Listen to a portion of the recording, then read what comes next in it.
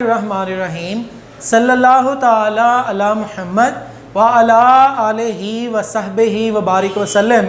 Students, Aftab तारी आपसे मुखातिब हूँ। 2022 जो है उसका टैक्स ईयर है और जनाब आपका बहुत इम्पोर्टेंट जो है वो पेपर है और वो है बिज़नेस टैक्सेशन। तो बिज़नेस टैक्सेशन के पेपर में आपका एक इम्पॉर्टेंट न्यूमेरिकल आता है जो आप लोगों के लिए करना ज़रूरी होता है। उसके बगैर जो है वो पेपर आपका कंप्लीट नहीं होता, वो कंपलसरी होता है पेपर के लिए। तो जनाब उसके ऊपर हम बात करने जा रहे हैं आज। क्योंकि ये पहला लेक्चर है लिहाजा मैं आज कुछ चीज़ें आपको टैक्स के पेपर के रिलेटेड बता के तो फिर जो आपका टैक्स का पेपर में आने वाला न्यूमेरिकल है, कंपलसरी न्यूमेरिकल, जिसकी आप तमाम स्टूडेंट्स को बहुत ज़्यादा फ़िक्र भी होती है, उसको इंशाल्लाह आसान बना दूंगा। आप जो है वो साथ रहेंगे, वीडियो कंप्लीट देखना ज़रूरी होगा ताकि आज का आपका ये रोड मैप डिफ़ाइन करेगा कि आपके लिए टैक्स का न्यूमेरिकल ईजी है या नहीं है। जिसको ये आज का लेक्चर समझ आ जाएगा इंशाल्लाह उसके लिए टैक्स का 20 नंबर का जो न्यूमेरिकल है वो 100% जो है वो इजी हो जाएगा। और ये वो सब्जेक्ट जिसमें सबसे ज़्यादा स्टूडेंट की सैपली आती है बीकॉम में, वो बात भी ख़त्म हो जाएगी। तो जनाब ज़रा बात करते हैं अपने आज के पेपर के ऊपर सबसे पहले 2-4 मिनट के लिए, उसके बाद फिर अपने टॉपिक पे आएंगे। जनाब आपका जो बिज़नेस टैक्स का पेपर है इसमें 2 न्यूमेरिकल आते हैं, उनमें से एक न्यूमेरिकल कंपलसरी होता है जिसकी हम बात करने जा रहे हैं, वो है इनकम टैक्स का, और दूसरा न्यूमेरिकल होता है सेल टैक्स का जो कि कंपलसरी नहीं होता। कर लें तो अच्छी बात। इसके अलावा बेटा आपके पेपर में 20 नंबर की डेफिनेशंस आती हैं बिजनेस इसके इनकम टैक्स के न्यूमेरिकल इनकम टैक्स में से, और 20 नंबर की डेफिनेशन आती हैं सेल टैक्स में से। 40 नंबर की ये डेफिनेशंस हो गई, 40 नंबर के न्यूमेरिकल हैं 2, और एक आप अगर थ्योरी का क्वेश्चन सॉल्व कर लें तो 100 नंबर का पेपर अटैम्प्ट हो गया।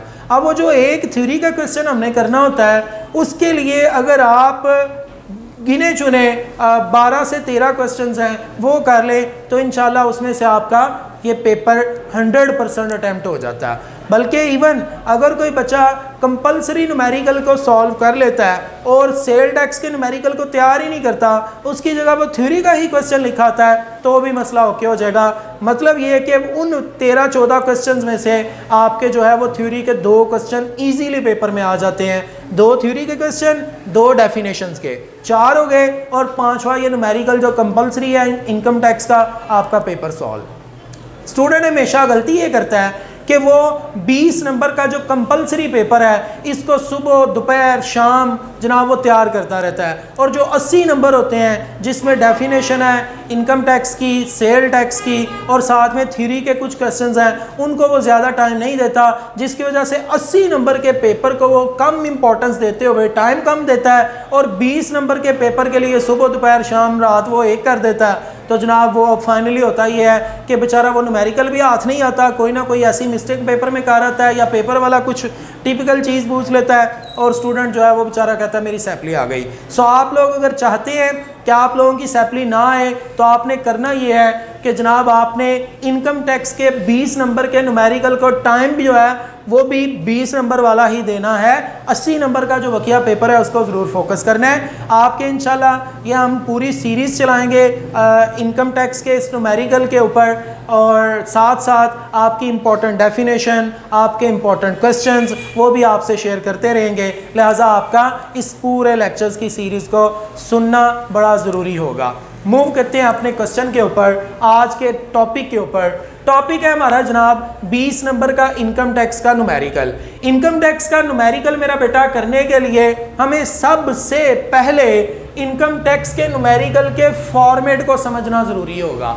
जब तक हम फॉर्मेट को नहीं समझेंगे, हम रूल्स याद कर भी लेंगे तो हमारे लिए ये टॉपिक जो है वो आसान नहीं होगा। सो हमने सबसे पहले तो इसके न्यूमेरिकल के फॉर्मेट को समझना है। फॉर्मेट मतलब रोड मैप को समझना है कि हमने अपने ये डेस्टिनेशन है जिसको मैंने रेड कलर से लिखा है tax payable, net tax payable, ये हमारी डेस्टिनेशन है। इस मंजिल तक हमने पहुंचना है, सफ़र हमने कहाँ से शुरू करना है और किस तरह से चलेंगे, रास्ते में कौन कौन सा स्टॉप आएगा, ये हम देखेंगे। आम तौर पे मैं स्टूडेंट्स को बड़ी कॉमन सी एग्जांपल के साथ हमेशा एक्सप्लेन करता हूँ कि बेटा जब आप घर से निकले किसी दूर जाने सफ़र पर दूर जाने के लिए, तो रास्ते में छोटे छोटे स्टॉप होते हैं, कुछ मेजर स्टॉप होते हैं, उन मेजर स्टॉप्स के अलावा छोटे स्टॉप भी होते हैं। सबसे पहले तो आपको अपने मेजर स्टॉप्स का पता होना चाहिए। एग्जाम्पल अगर आपसे शेयर करूं, एज यू नो पीपल कि मैं गुजरांवाला से बिलोंग करता हूं, तो अगर मुझे गुजरांवाला से सफ़र करना है लाहौर का, तो मैं क्या करूंगा, गुजरांवाला से लाहौर जाते हुए मेरे मेजर स्टॉप कौन से आते हैं मुझे पता होना चाहिए। जनाब गुजरांवाला से निकलूंगा तो कामोकी आ जाएगा, कामोकी से आगे निकलूंगा तो मुरीद के आ जाएगा, मुरीद के से आगे निकलूंगा तो जनाब वो काला शाह काकू आ जाएगा, और उससे आगे निकलूंगा तो शाहदरा, और शाहदरा के बाद मैं लाहौर पहुंच जाऊंगा। देखिए मेजर मेरे 4-5 स्टॉप्स हैं, लेकिन अगर मैं इन मेजर स्टॉप्स पे गुजरांवाला से कामोकी तक जाते हुए मैं अगर छोटे स्टॉप्स को देखूं तो वो भी दरमियान में आ जाते हैं। जनाब चांदा किला आ जाएगा, मोड़ एमनाबाद आ जाएगा, और इस तरह से मजीद कुछ स्टॉप्स भी हो सकते हैं, ठीक है ना। फिर कामोकी से आगे सफ़र जब मैं बढ़ाऊंगा मुरीदगे की तरफ, तो दरमियान में सादो की आ जाएगा, दरमियान में कुछ और स्टॉप्स भी आएंगे, ठीक है ना। तो कहने का मतलब ये मेरा बेटा, आप याद रखें सबसे पहले आपने इस मंजिल तक जब आना है तो आपका सफ़र कहाँ से शुरू होना है, और आपको उसकी तरतीब भी याद होनी चाहिए। याद रखिएगा सबसे पहले आपके पास जो है वो इनकम टैक्स का फॉर्मेट लिखते हुए ये 5 चीज़ें आपने लिखनी है। इसको हमेशा मैं स्टूडेंट को याद करवाने के लिए कह देता हूँ NTTRC। NTTRC stands for name of taxpayer, tax year। ये मेरा बेटा बड़ी काबिल गौर बात है। कुछ स्टूडेंट ये समझते हैं कि हमारे पेपर तो 2023 में होने हैं, तो 2023 में तो यहाँ टैक्स ईयर 2023 होना चाहिए। नहीं मेरा बेटा, पेपर आपके 2023 में होने हैं, लेकिन आप जिस टैक्स ईयर को फॉलो कर रहे हैं वो टैक्स ईयर 2022 है। याद रखें इस चीज़ को। तो आपका 2023 में university of Punjab, university of Gujarat, Sargodha university, कोई भी यूनिवर्सिटी, आपकी GC फैसलाबाद, कोई भी यूनिवर्सिटी है, उस यूनिवर्सिटी के पेपर जो है वो तो आपके 2023 में होने हैं, लेकिन आप लोग जो टैक्स ईयर फॉलो करेंगे वो 2022 फॉलो करेंगे, और आप जो बुक भी परचेज करेंगे उसके ऊपर भी टैक्स ईयर 2022 लिखा होना चाहिए।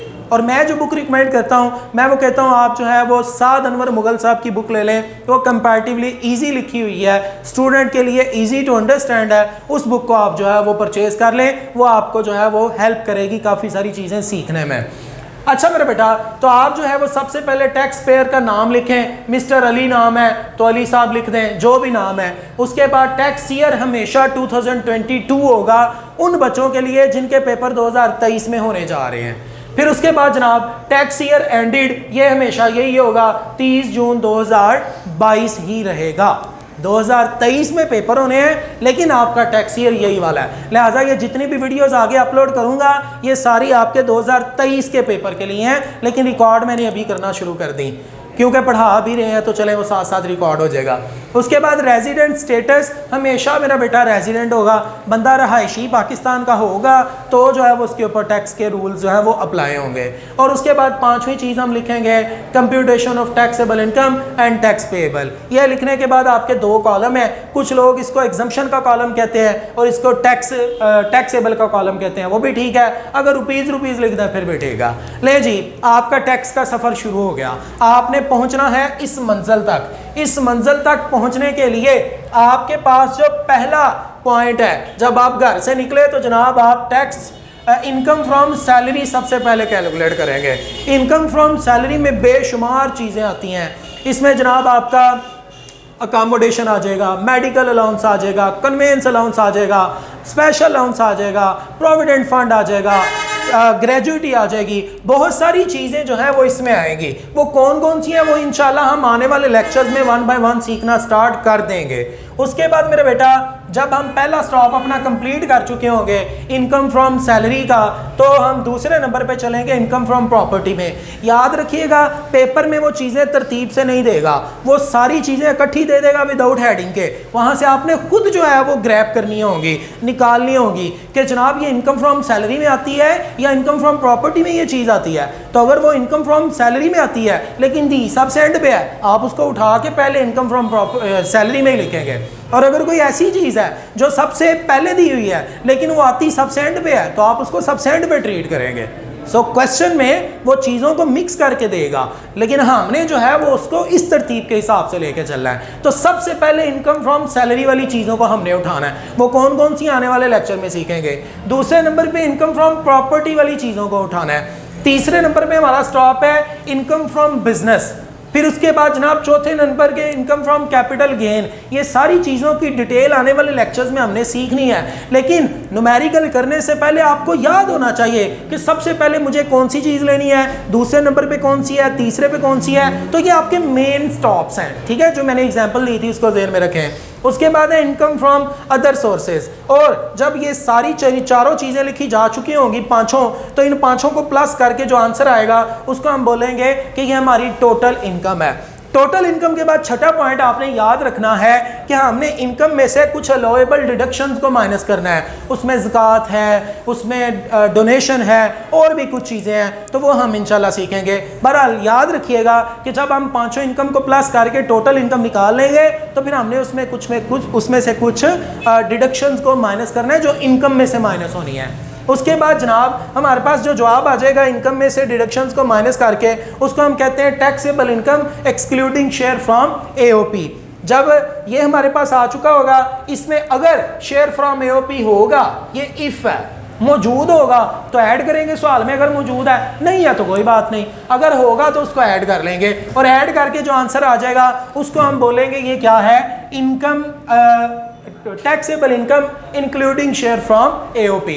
उसके बाद सातवां पॉइंट आपने याद रखना है, जिस तरह कुछ चीज़ें आपने माइनस की हैं टोटल इनकम में से, इसी तरह कुछ चीज़ें जो है वो आपने माइनस करनी है टैक्स में से। वो आठवां पॉइंट है। लेकिन सातवां क्या होगा, सातवां ये होगा जब आपके पास टोटल इनकम आ चुकी होगी तो आपने उसके ऊपर जो है वो टैक्स कैलकुलेट करना है। आपके गिवन रेट्स होंगे, उन रेट्स के मुताबिक जब आप टैक्स कैलकुलेट कर चुके होंगे तो फिर आपने कुछ चीज़ों को माइनस करना है उस टैक्स वाली अमाउंट में से।